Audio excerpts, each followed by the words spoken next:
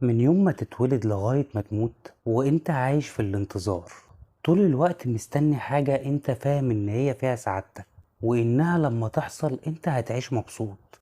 وانت صغير نفسك تكبر، ولما تكبر شوية هتلاقي نفسك مستني تخلص دراستك. ما هو اكيد لما تبقى دكتور او مهندس او ضابط او اي حاجة نفسك فيها انت كده هتبقى سعيد. خلصت وبقيت اللي نفسك فيه، بقيت مبسوط يعني؟ لا والله انا عايز اشتغل.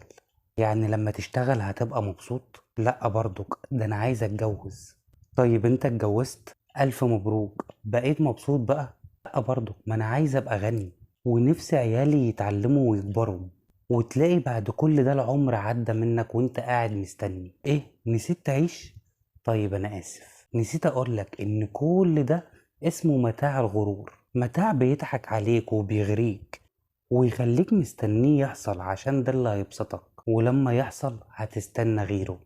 علشان كده انا هقولك على نصيحة: اقف بعد كل انجاز انت بتعمله حتى لو كان صغير، وقف جري واديله حقه، وبعدين نجري على الانجاز اللي بعده. اجري بس ما تنساش الانجاز اللي انت عملته واللي كان نفسك فيه زمان وربنا اداهولك. اوعى تنساه، واوعى الانتظار يسرق منك ايامك وينسيك تعيش.